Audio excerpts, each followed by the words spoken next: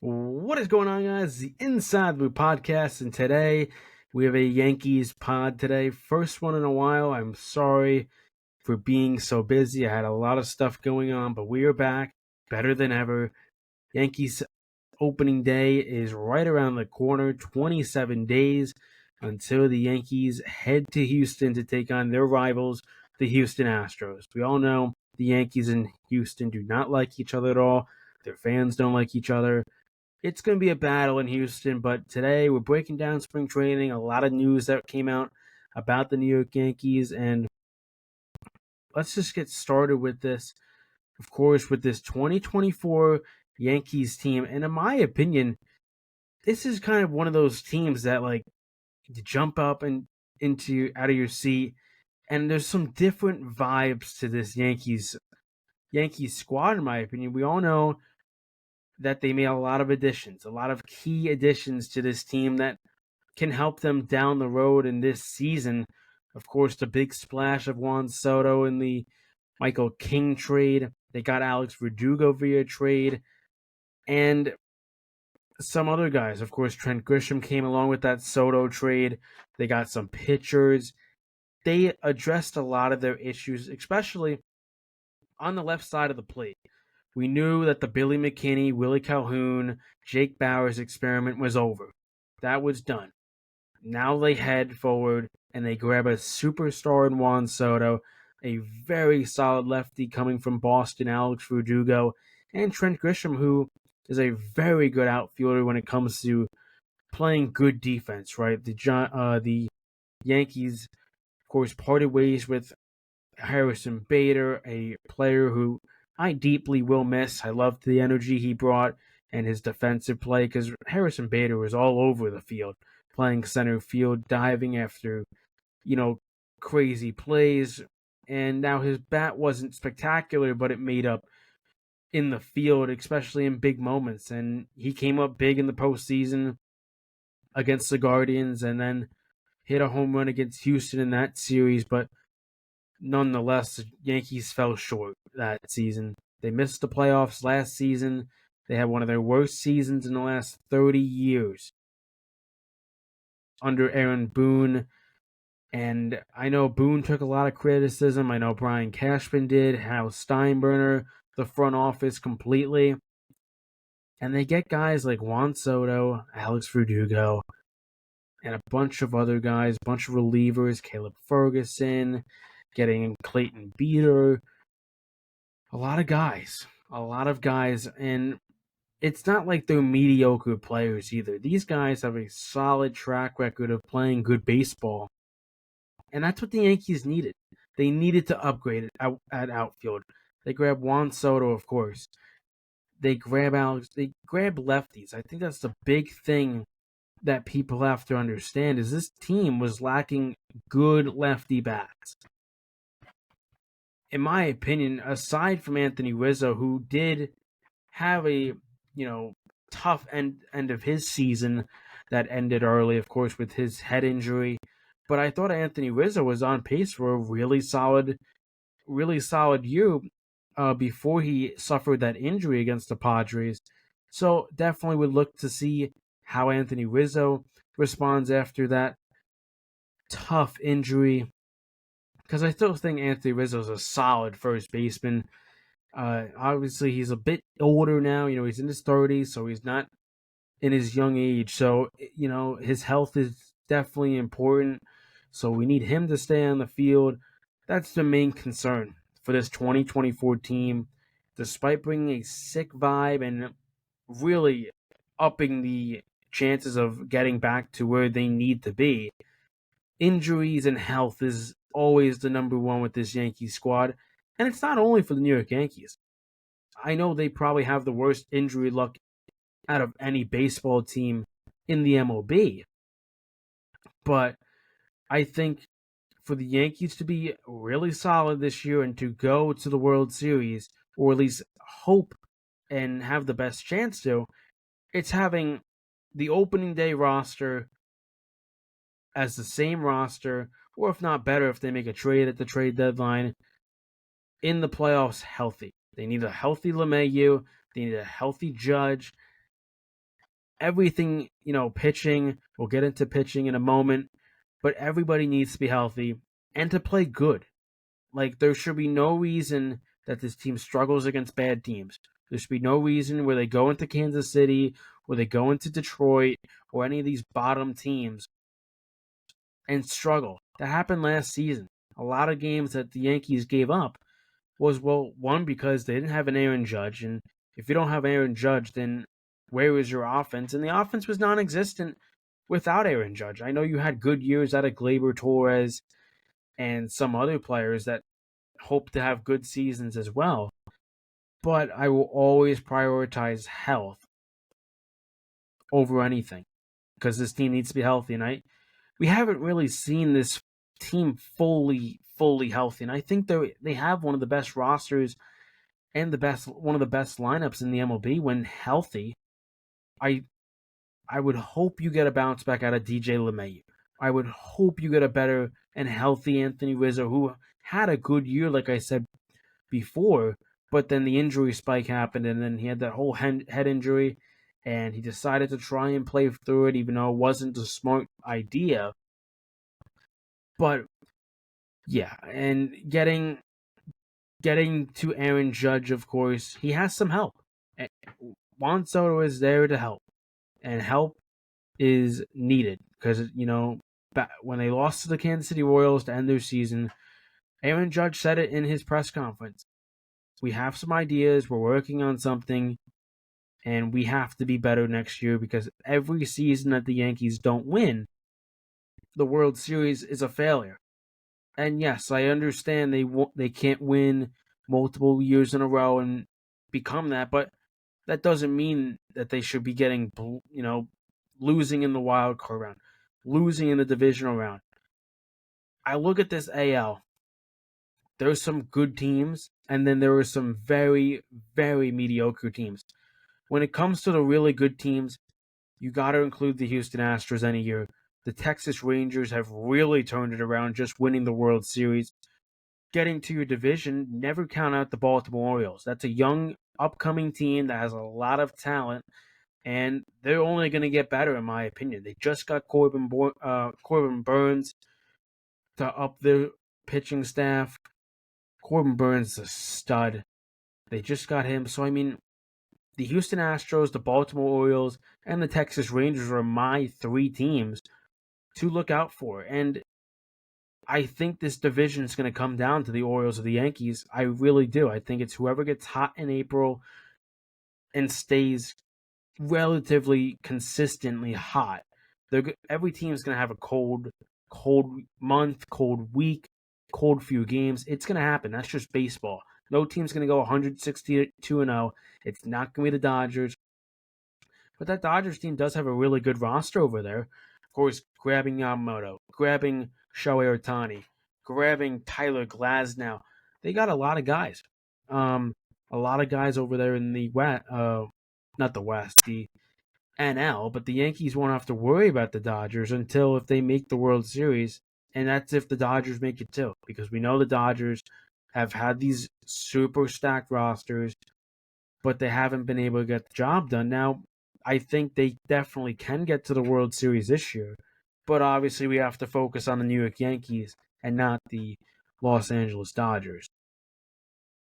But I do love the additions that they made, and I think they really did have an A-plus offseason. I don't really see how you can disagree with that. I think they had an A-plus offseason. They got the players that they needed to, and they got really good ones. Juan Soto is a Yankee. If that doesn't hype you up this season, I don't know what is. Because he's 25, and the ultimate goal for Juan Soto is the ultimate blessing, and in a perfect world, he loves New York, he loves the team, and he re-signs with us on a very long-term deal. He is a Scott Boras client, so you do have to watch out for that, and he might command a crap ton of money that even pays him more than the captain and Aaron Judge. We could very well see that, where Soto gets a $45-50 million deal, over the next 10 to 12 years. He's only 25, so the main priority next for the New York Yankees is to re-sign slash extend Juan Soto. That's the big priority. But the priority also is to be good this year. Because if we stink again this year, you could very well see Juan Soto in a different uniform, or even across New York. Don't count out the New York Mets of trying to get Juan Soto. Because I know Steve Cohen has a lot of money to spend, but he hasn't really, done that overspending that we all thought the Mets were gonna do. But getting to the prediction, of course, I made it last time. I do have this team winning 95 games. And of course, that's in a perfect world where injuries are very limited on this team, but we all know that they're going to experience some sort of injury bug, whether it's Giancarlo Stanton getting back to the injury, who we will talk about later, or it's pitching, with Nestor Cortez and Carlos Rodon that we will also break down later, breaking down all those guys and why they need to be healthy this year if the Yankees want to win not only the division, but go very far in the playoffs. Because we all know the ALCS has kicked the Yankees' ass recently. They've lost to the Houston Astros every time, and we're all tired of it. We are all tired of the Houston Astros running the AL, heading to the World Series every year. Thankfully, the Texas Rangers finally found a way to defeat the Houston Astros, I guess you could say, dynasty, and head to the World Series. And not only just head there, play a really good series against against the Arizona Diamondbacks, and they ended up winning that, of course. But we want the Yankees to do that. We want the Yankees to head to the World Series and have a parade in New York City. But I really do think with this team, everything is lined up that you can have a really good year. Glaber had a really good year last year. He's in a contract year, so you know he's going to want to make as much money as he can. So you know he's going to want to have a good season. Anthony Rizzo, of course, wants to stay healthy. He had a really solid year until that injury. And also his team's got young talent. Anthony Volpe, 2020 season. 20 for 20, 20 stolen bases, 20 home runs. Love to see that out of the kid. It looks like he's gotten a lot stronger, had some pretty good spring training games. He's currently hitting 300 with a 900 OPS. And you love to see that. You love to see a guy that wants to grind and get better. That's the best thing you could see out of a rookie and a young player in the MLB. Getting better each day, talking to his teammates of what he can do better, just the simple things. And that's what you love about Anthony Volpe. And the Yankees waited on Anthony Volpe. They could have ran out and spent to get Corey Seager. They could have ran out and gotten Alexander Bogaerts, Carlos Correa, any of those guys. But they're sticking to their young stud in the making with Anthony Volpe. And I don't hate that decision at all. He doesn't make a lot of money now, and you're going to have him for a few years under, not that much of a contract where you have to worry about. If he starts to slump and he's getting paid boatload of money, he's not. He's on a very small deal, and he's playing solid. I thought he had a solid rookie year. He won a Gold Glove as well, and he's really shifty. This guy's a really good defender. But I think the main thing we want as Yankee fans as well is to not only have him be a great defender, put the ball in play and run for days. Because we know this guy's speed is elite. We know he can run the bases well. He didn't get caught stealing really that much. He was on a streak where I think he stole 10 plus bases without getting caught stealing. But he's jumpy on the base path, and that's what you want when it comes to the big games. And you get a guy that can run for days when you hit a gapper, and he can score all the way from first or from second. But getting to the rotation, we know what they addressed. They got Marcus Stroman, where I thought it was a solid signing. I didn't really see it at first because of all the backlash he talked about the New York Yankees, but he's here. And you got to support the guy. He has expressed himself about New York. He wants to be here. He wants to win, and he wants to play really good baseball.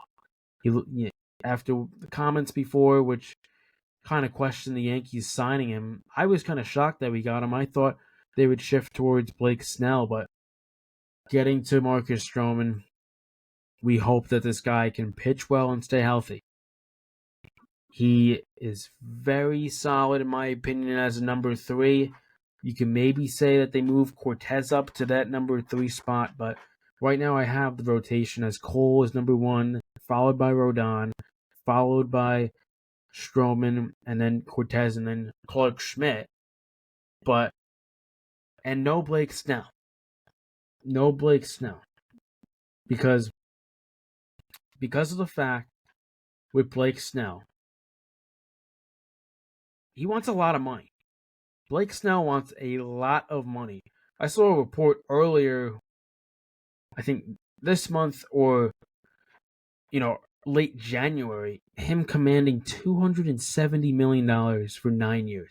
Now, the Yankees gave him $30 million a year, but it wasn't a long enough term, and the money, I think it was mainly just not as much money as he thought he was going to get.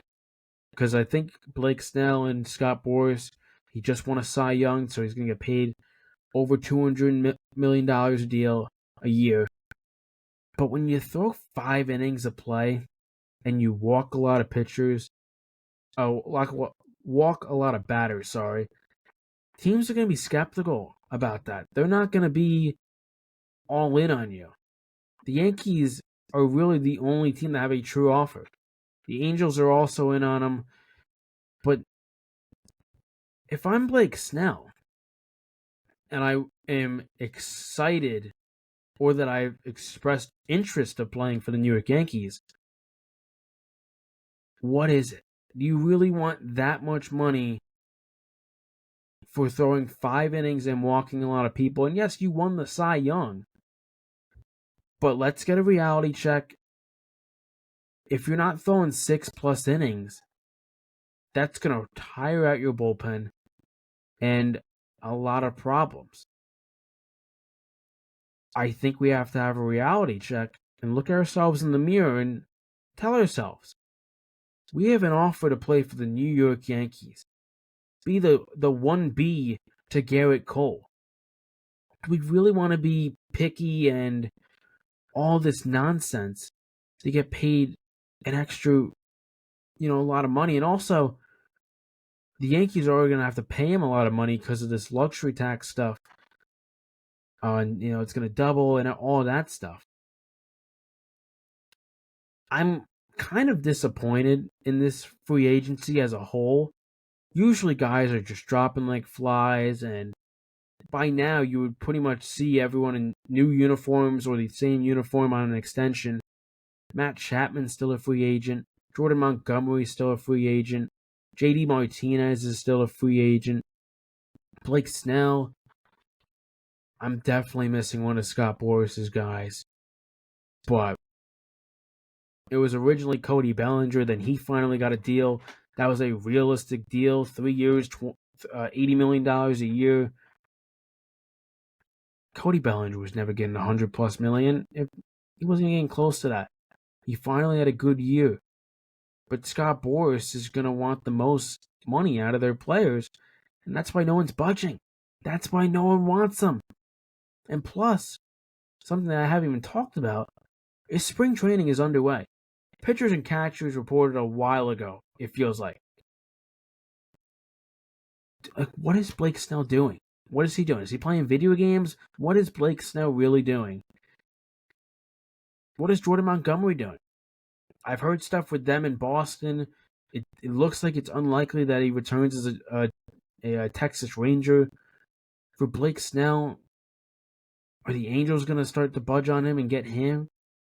Because I don't know where this Blake Snell thing is going, because I've seen multiple reports from Andy Martino, I think John Heyman. It doesn't seem likely that the Yankees are going to get Blake Snell. And I can't blame them. They gave him a reasonable offer. $30 million a year to play for 5 years, whatever it was. And he's 32, I think. So that would bring him to 37 years old. I just don't see it. I don't see why he wants so much money. I understand you won the Cy Young. I understand that. And a lot goes into that. I understand all of that.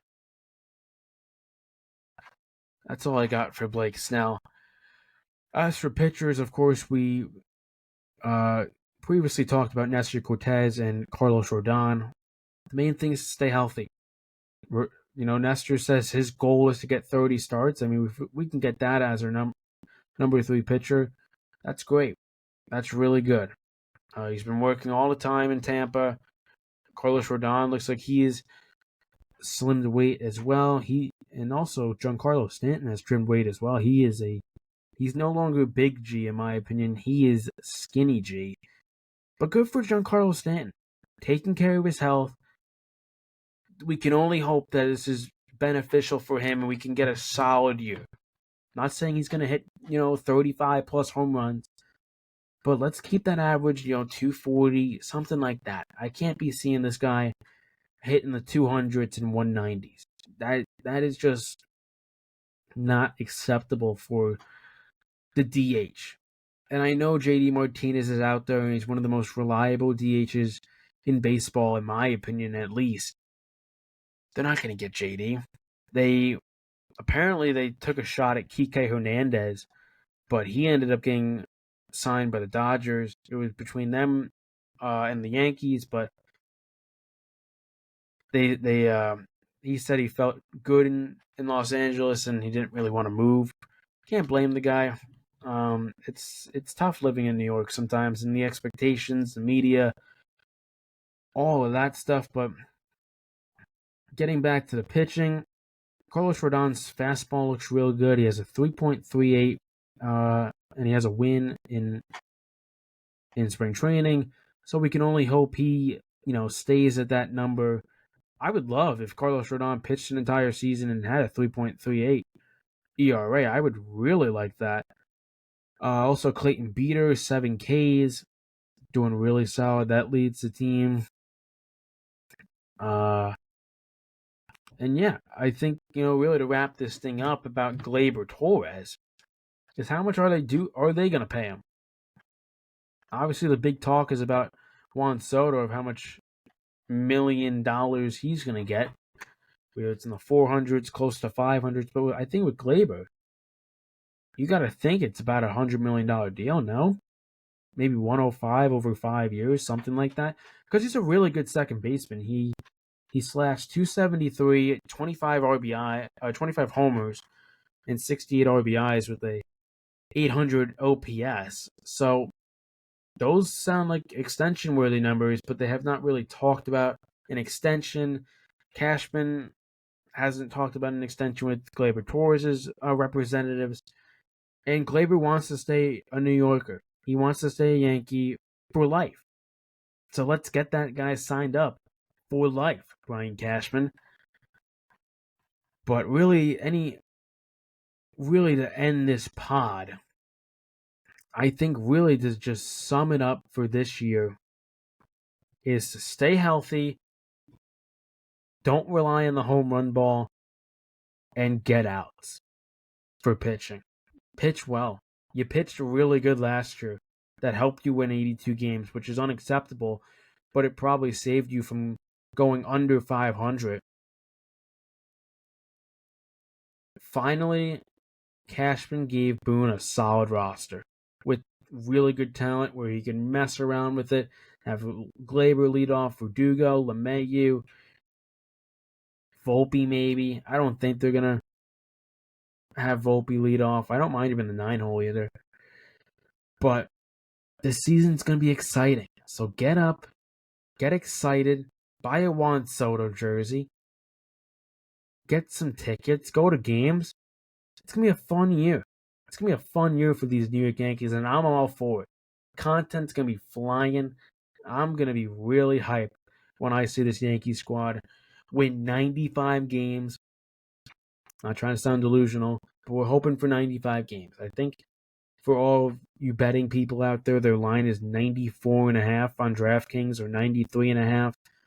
I do have them smashing the over. I think if this team can stay healthy, they could be a weapon.